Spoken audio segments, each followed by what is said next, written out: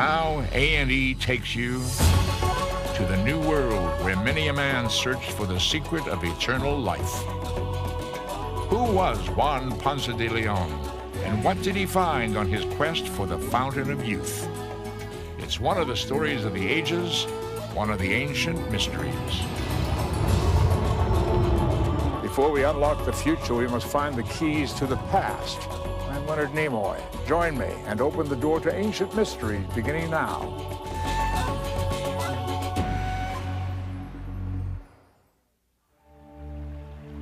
From the beginning of time, man has recognized the unique quality of water. And when it was discovered that life could not exist without it, tales of rejuvenation and the magical powers of water flowed forth. These stories concerning restorative springs and purative fountains can often be found in religious teachings and in the ancient folklore of several diverse cultures. The exploration of the New World revealed an abundant source of new riches, among them the possibility of prolonging life itself. In the late 1400s, when European explorers set out to conquer this unknown territory, there were three world powers, each with its own principal objective. The French sought to expand the fur trade, the English wanted land for new colonies, and the Spanish sought gold and other fabulous treasures. To this day, St. Augustine, Florida, is where many people believe the Fountain of Youth exists. They also believe that here is where Juan Ponce de Leon discovered miraculous waters when he first landed on the Florida Peninsula in 1513. The first written account of Ponce de Leon's endeavors that would forever link him to the Fountain of Youth comes from Peter Martyr, a 16th century Italian priest living at the court of King Ferdinand II of Aragon.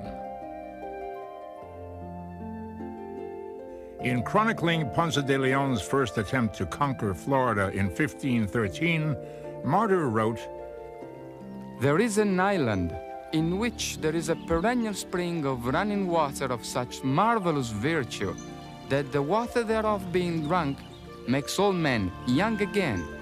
From Decades of the New World, 1516. Today, Martyr's account is steeped in controversy. People are skeptical that the Fountain of Youth could be found in the New World, and many are unconvinced that Juan Ponce de Leon was even looking for this ultimate wonder. But why did Peter Martyr write that the Spanish explorer was in search of such mythical waters? And why do some people believe that such rejuvenating waters exist? We'll examine these tantalizing questions as we unravel the ancient mystery behind the search for the Fountain of Youth.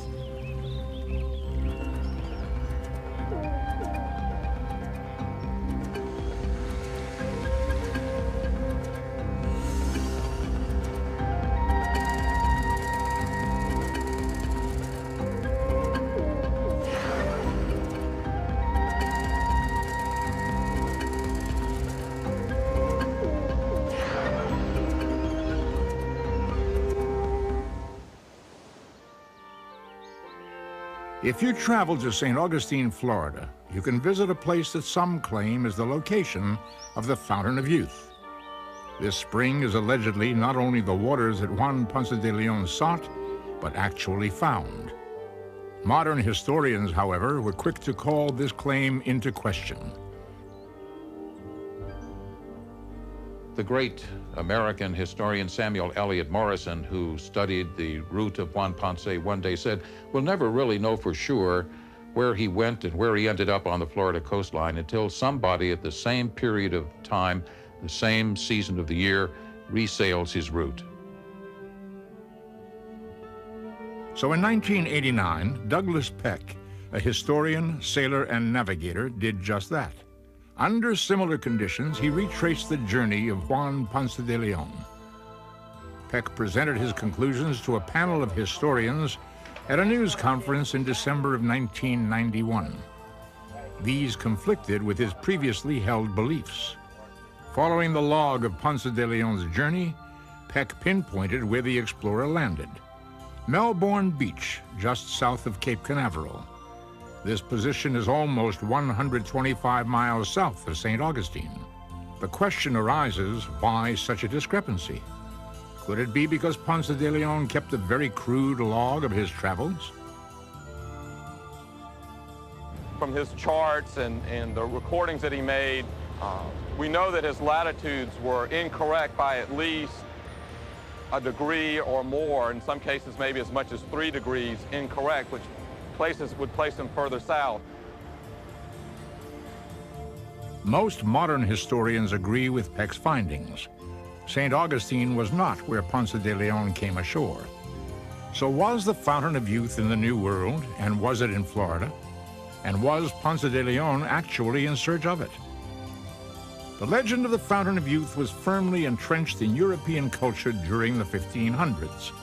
So the idea that an explorer would go after such a miracle was by no means far-fetched.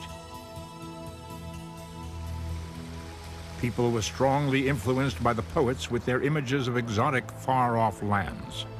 So much so that many adventurers who landed in the New World expected to see strange, rare, and marvelous things.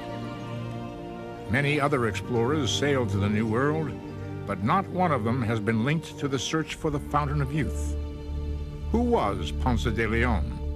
And why was he forever tied to this extraordinary legend? The early years of Juan Ponce de Leon are shrouded in mystery. Historians have estimated his birth date to be in the year 1474.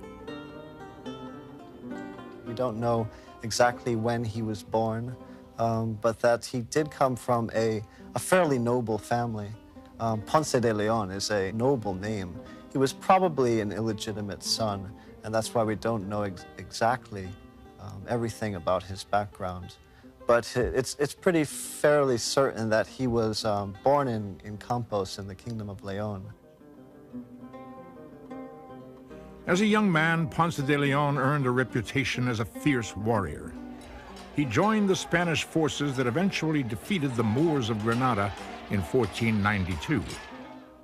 Led by King Ferdinand II, this victory put an end to Muslim influence and power in Spain.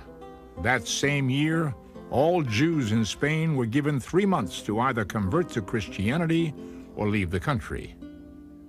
While in Germany, geographer Martin Benheim made the first terrestrial globe that showed that the world was round. But the biggest event in the world at that time was the expedition of Christopher Columbus. The Spanish exploration began with Columbus. In 1492, he wanted to reach the east by sailing west. And it wasn't a very unheard of idea at the time, but he was the first to pull it off. He actually thought he had apparently reached the Indies when he hit the small group of islands known as Cuba and Hispaniola. A proven warrior, seasoned in the heat of battle, Juan Ponce de Leon was now older and wiser and searching for a fresh challenge.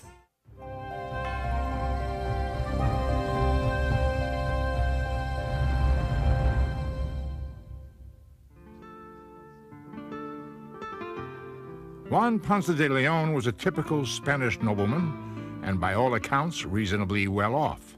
But in order to be deemed important in the status-conscious society of medieval Spain, he had to achieve great wealth.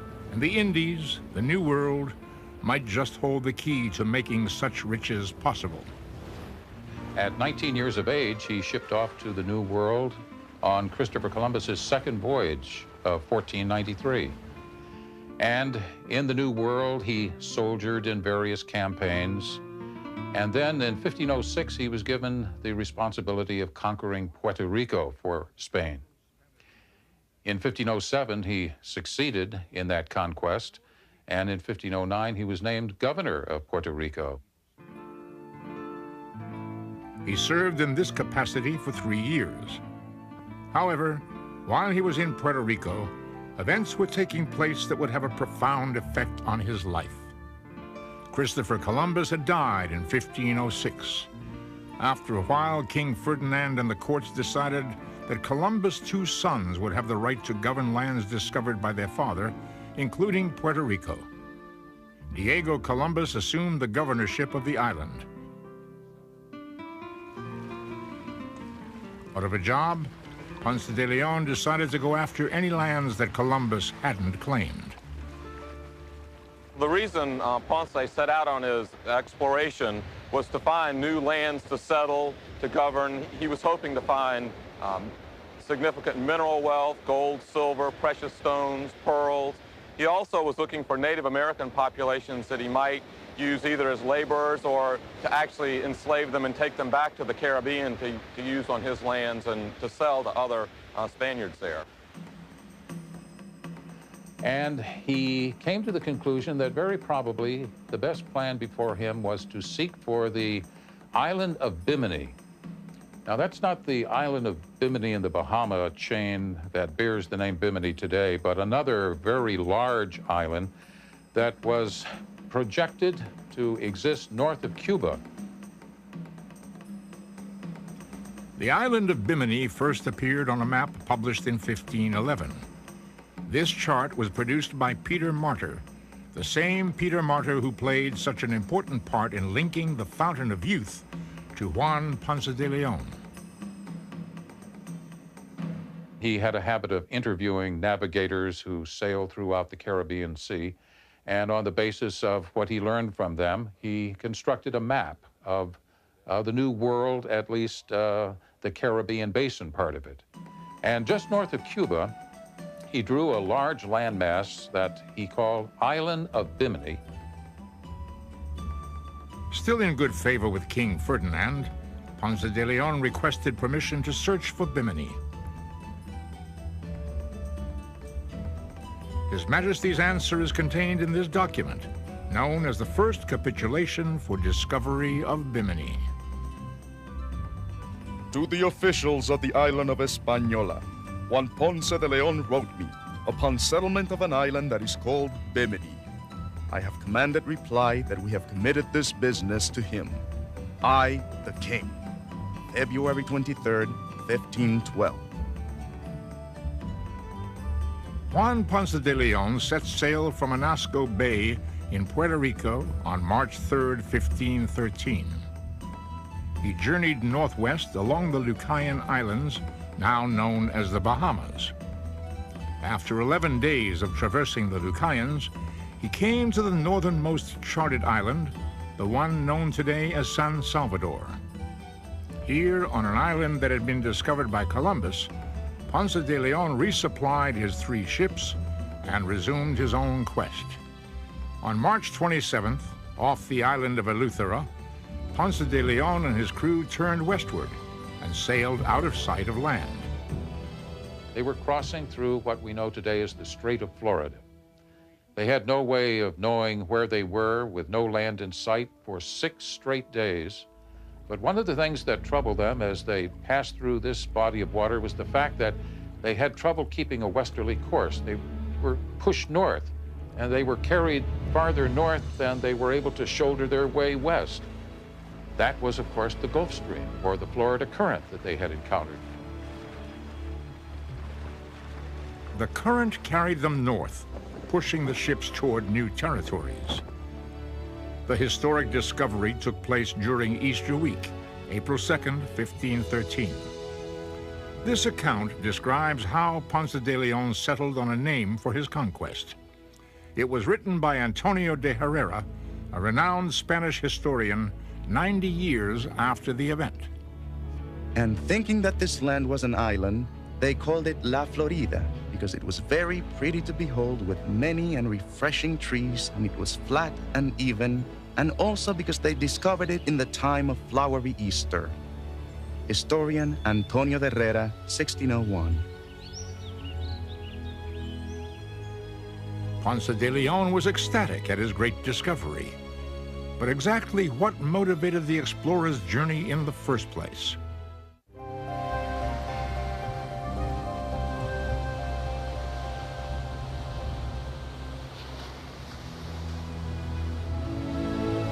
The landing in La Florida brought great satisfaction to Juan and his party. But the natives were less thrilled by his arrival, and there are 2 schools of thought as to why the local populace was so hostile. Some historians believe that Juan Ponce de Leon may not have been the first Spaniard to reach the coastline. By the early 1500s, the Spanish settlement of Hispaniola, first established by Columbus, was in need of more slaves. Hispaniola is the area which today forms the nations of the Dominican Republic and Haiti.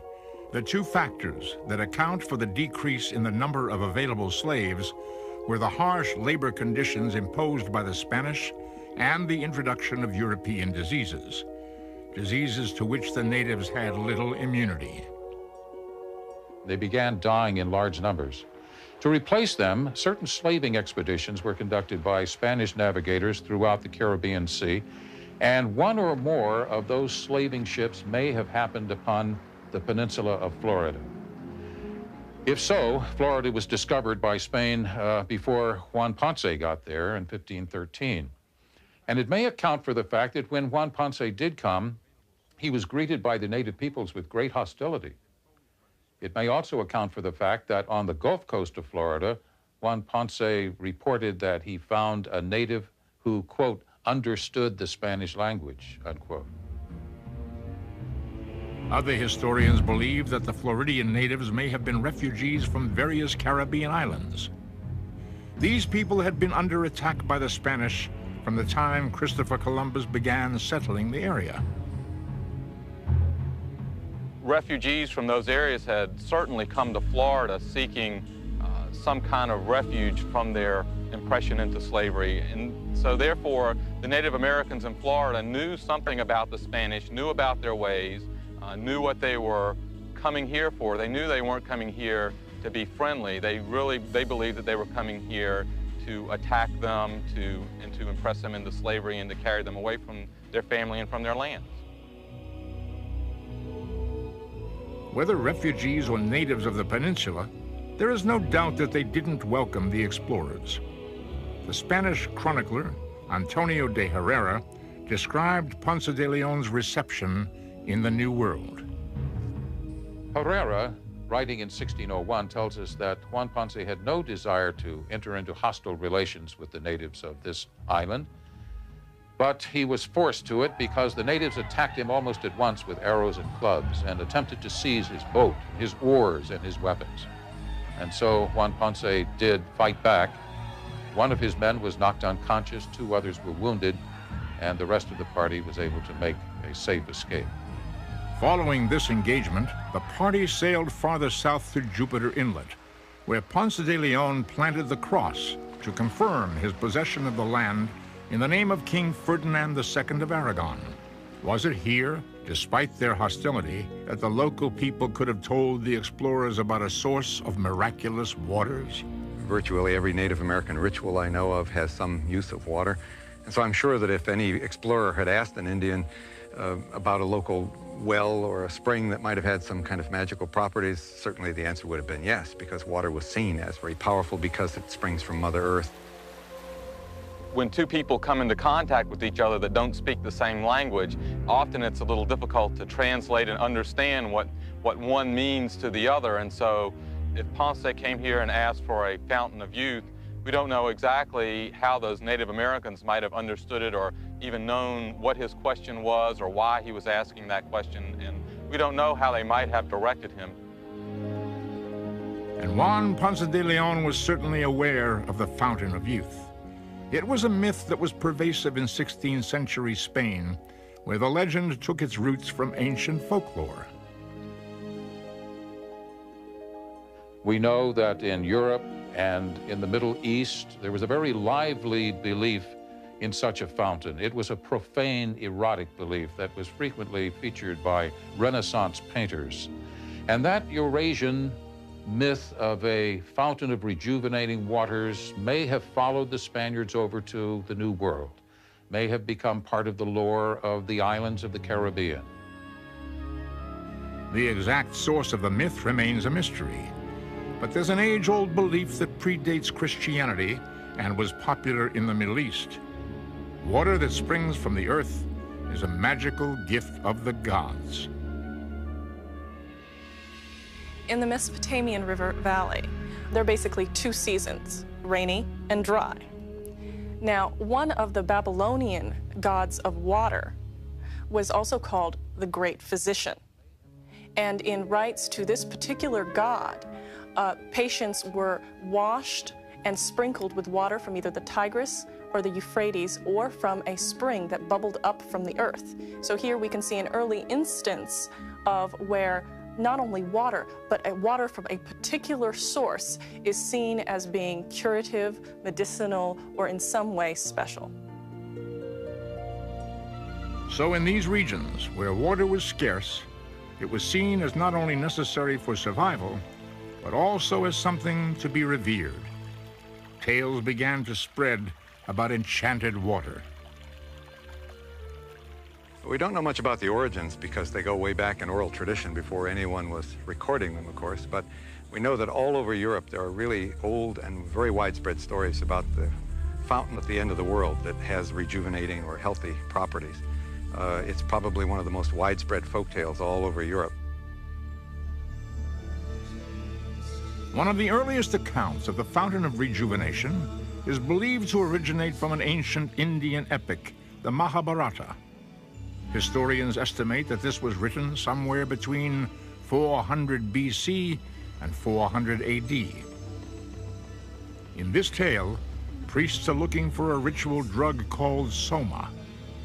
They acquire the drug by telling a man who has soma where the river of rejuvenation is to be found.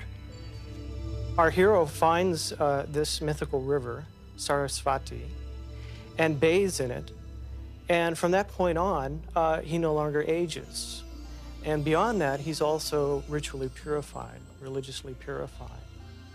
The interesting thing about this is that to this day, Hindus in India celebrate the bathing in the Sarasvati. Every 12 years, there's a very large ritual gathering, a pilgrimage, called the Kumbh Mela. And it meets at the confluence of the Ganges and the Yamuna rivers. And supposedly at this spot, the river Sarasvati, which is a mythical river, which nobody can see, also comes in. And if you bathe at that spot, then you're ritually purified, and also there's this element of rejuvenation. But if this story's origin is in India, how did the idea become so firmly ensconced in European culture? We know that there are cultural interchanges between Europe and India, mainly for trade, but there's always a tendency for cultural products to be exchanged as well along trade routes. So most of the versions of the Fountain of Youth myth, as they're found in Europe after the 11th century, always located the Fountain of Youth in India, in the Far East. And of course, Ponce de Leon thought he was in the West Indies, and so he thought he had a good chance of actually finding the Fountain of Youth. Another famous folk tale widely disseminated during this time of European exploration and discovery is known as the Well at the End of the World. This story is believed to predate the Bible. In this story, as in many stories, there are 3 brothers, the sons of a king, and this king has fallen ill. The 3 brothers volunteer to go to search for the water of life that will cure their father. Either to heal the king's blindness or very often to heal some kind of disability, physical disability, probably most often to stave off the effects of old age and to increase sexual powers. As people get older, one of the things they believed was that if they got the right kind of magical water, they could rejuvenate their sexual potency as well. Of course, as in any fairy tale, 2 of the brothers are evil and one of the brothers is good. By his virtuous conduct, the youngest son meets a dwarf who tells him the secrets of where to find the water of life and how to get past the many obstacles between him and this fountain. He goes on to find a castle that is protected by a large gate. He gets past this gate and gets past 2 roaring lions, where a princess who awakens from a sleep leads him to a fountain. He takes a cup full of this water and manages to take it back to his father, who drinks of it and then is healed from his ailments. The bad person goes on the same trip trying to get power thereby and gets ground up by the poisonous gate or the stampeding horses or the bear that attacked, whatever problems the first person had to go through. So it's also seen as a story that divides the good people from the bad people. This particular story has become one of the most widespread stories in the Western world, and it's so widespread that people actually apparently believed it, that there was a well somewhere at the end of the world, and if you could only get there and find it, you could get rich, you could cure your illness, you could cure blindness, you could cure your broken leg, whatever it might have been. Especially you could enhance your sexual potency. And so maybe it represents wishful thinking, wishing for a condition that people didn't have, and seeing water as the means by which they could obtain it. The idea of restorative fountains with waters possessing the power to heal still exists today. And of course, the most famous example of that is the spring at Lourdes, which was only found in the 19th century. But already it is attracting thousands of visitors and pilgrimage. In fact, every year, over 3 million of the faithful flock to Lourdes in France. It was here in 1858 that a 14-year-old girl named Bernadette Soubarieux claimed that the Virgin Mary appeared to her 18 times in a secluded cave. A spring was discovered at the site of the apparitions, and since then people have made a pilgrimage to the area to drink the water which they believe has the power to heal. This is one of the many places in Europe that is believed to house healing fountains. During Ponce de Leon's lifetime, rumors of the exact location of the miracle springs were rampant. Based on legend, some believed that mythical water was to be found in India. Others held that the wells in Ireland and other Celtic countries had restorative properties, particularly for sexual rejuvenation. But the most commonly held belief was that the Fountain of Youth could be found in the New World. There's little doubt that when Peter Martyr wrote of Ponce de Leon's exploits in 1516, that the Italian historian was aware of this folklore and that Ponce de Leon too had heard these extraordinary tales. I'm sure de Leon and other explorers would have known the story very easily. It would have been one of the most widespread stories in Europe. I'm sure that they couldn't have avoided it. And certainly most of the explorers thought that the New World provided them with all kinds of magical possibilities, as well as treasures and new people. There is little controversy whether Juan Ponce de Leon could have heard of the Fountain of Youth. Juan Ponce de Leon managed to discover a rich and important part of the New World, but he was not the only Spanish explorer in the year 1513. Vasco Núñez de Balboa led an expedition to the west and became the first European to sight the eastern shore of the Pacific Ocean. In England, King Henry VIII personally commanded the army and captured the towns of Turnal and Therouanne, and thus defeated the French in the famous Battle of the Spurs. Meanwhile, in Italy, Nicholas Machiavelli finished writing what would prove to be one of the most controversial works of the Italian Renaissance, The Prince. In this book, he argued that an effective ruler should be pragmatic rather than virtuous in his power.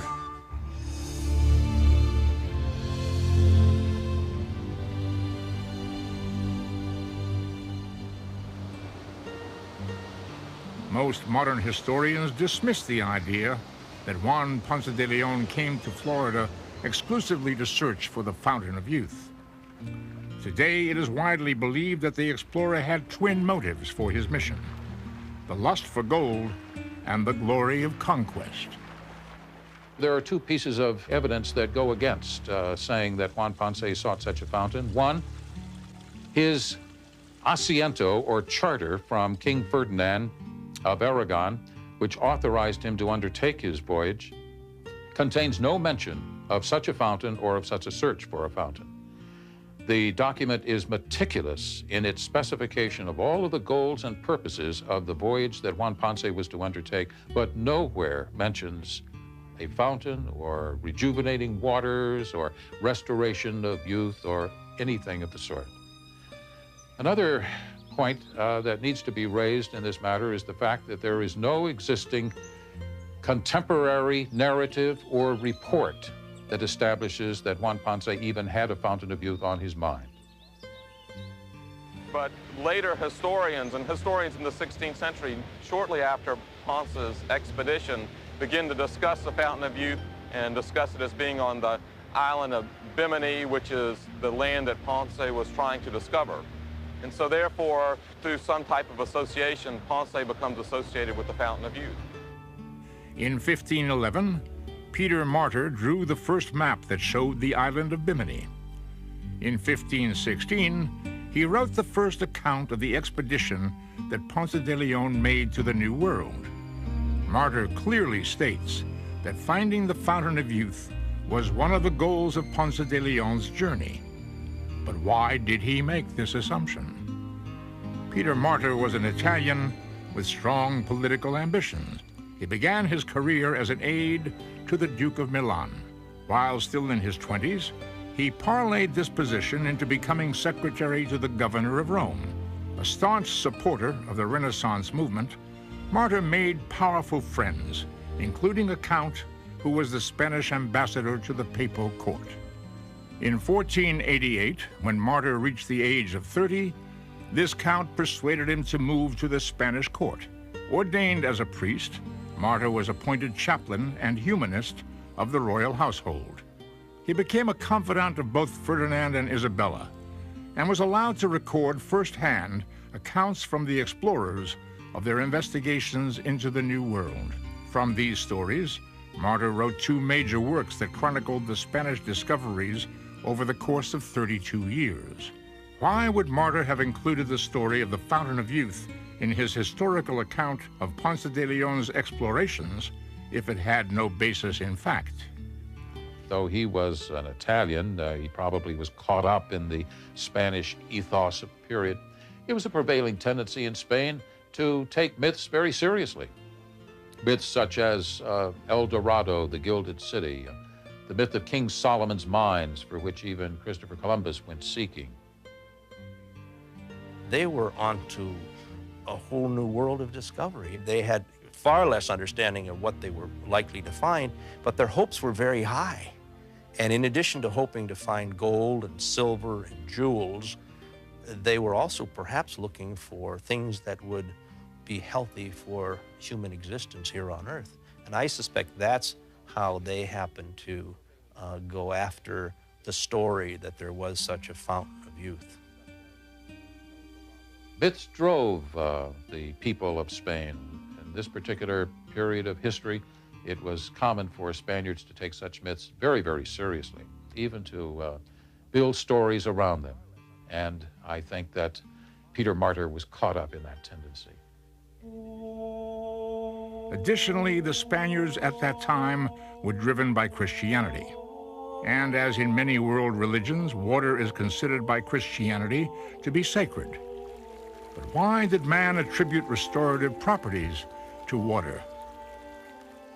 Because water is one of the primary elements in cosmogonic myths, or myths of the creation. And in fact, in a number of myths of creation, or cosmogonic myths around the world, water is the primordial element. There's nothing else but water. There are different aspects that are given to water in terms of what it means and what it symbolizes and how it functions.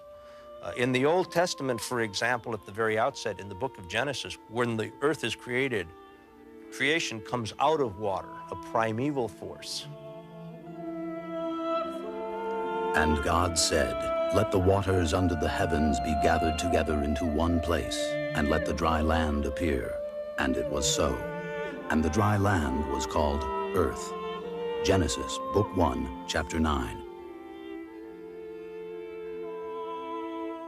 But water, as the source of creation, is not restricted to Judeo-Christian teachings. In fact, in the Vedas, a group of ancient Hindu hymns, water is said, paradoxically, to have existed before existence.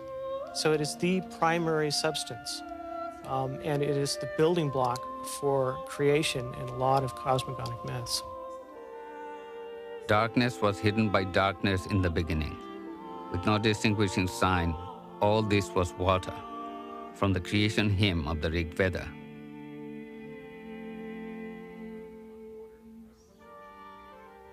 How do creation myths explain the rejuvenation power of water?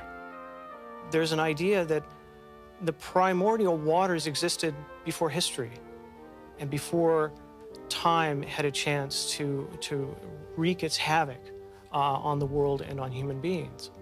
So by having contact with blessed water or holy water, you can actually reach beyond history, beyond time, and supersede the effects of time and aging. It's also important to keep in mind how valuable a resource water was in early societies, particularly when examining Ponce de Leon's search for the fountain of youth. Water to the people of the Renaissance period, the late 1400s, the 1500s, the 1600s, was very much a reminder of life, and they associated it with life.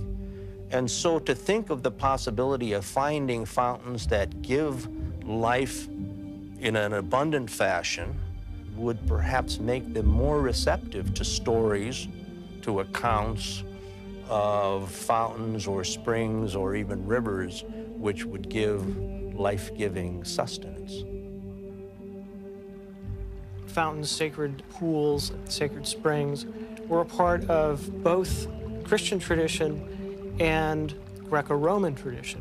And if you think of Ponce de Leon as a Renaissance man in the truest sense of that word, then he was well aware of these various traditions. And it's highly likely, given a very imaginative mind, that he would believe that these sacred fountains to exist and would think that they were a worthwhile project to seek. Today, most historians agree that it's unlikely that Ponce de Leon went forth with the object of finding the fountain of youth.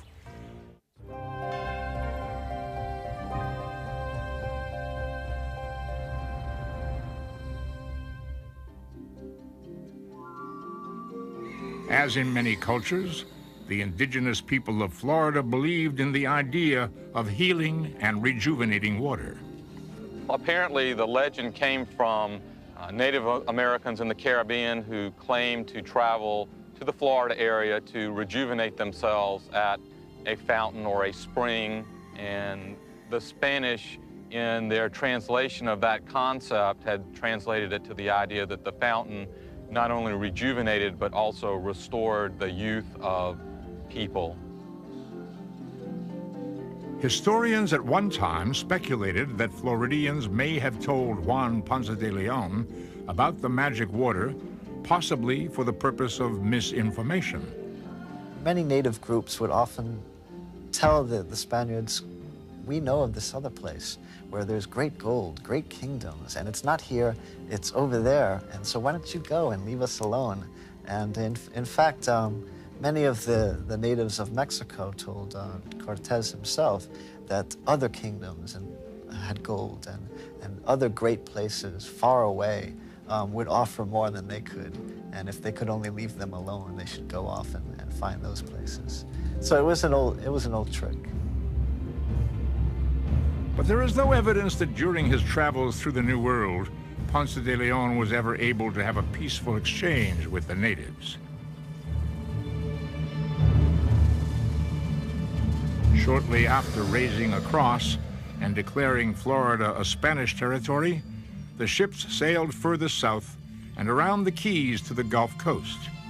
The group dropped anchor off the southeastern tip of Sanibel Island, home of the Calusa Indians. The natives attacked. One person in the Spanish party was killed and 3 were injured.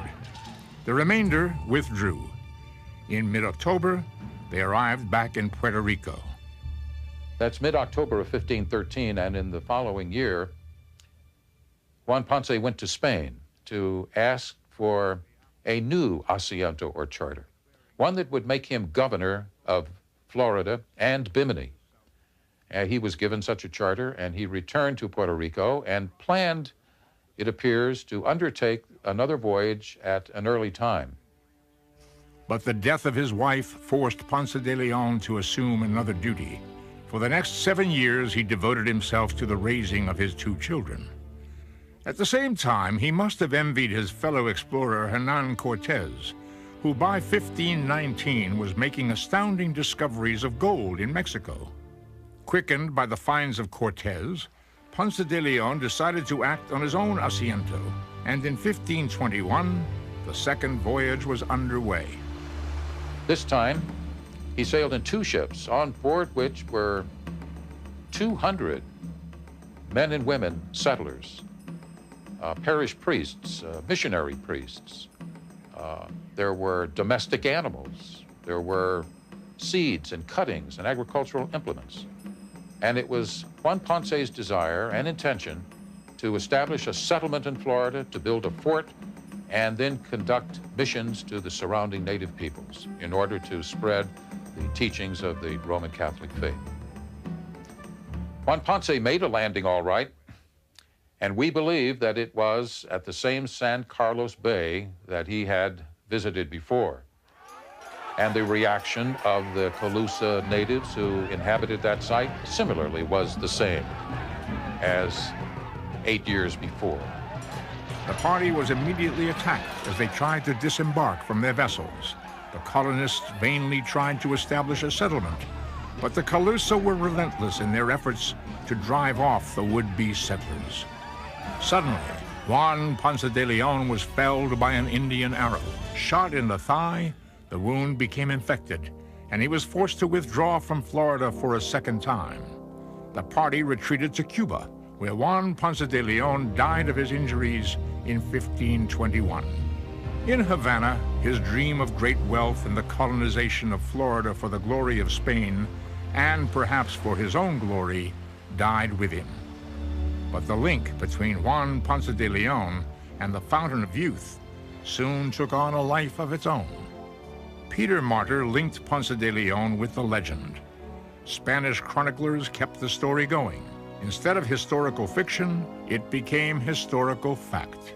And in 1535, Oviedo y Valdez perpetuated the tale by including it in his account of the discovery of Florida.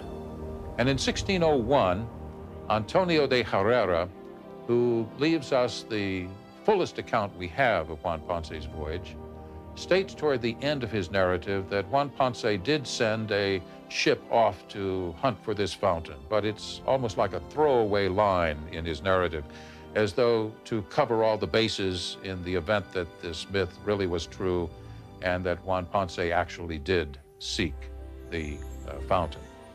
We know of no such attempt to prove the existence of the fountain, and nobody found one. From a 20th century perspective, the idea of a single-minded search for the Fountain of Youth seems pure folly. Yet contemporary school texts, especially those in the English-speaking world, are fixed on the idea that he most certainly was. One reason the myth continues is due to the Black Legend. This part of the story was perpetrated by the Protestants beginning in the late 1700s. The Black Legend was an attempt in English and later American historiography to cast aspersions on the motives for Spanish colonization of the New World. Now, undoubtedly, the Spanish were after wealth, were after resources, and were, in that sense, fairly greedy. But of course, they were also very typical for their time. So were the English in search of wealth in the New World. So were the English in search of resources and land.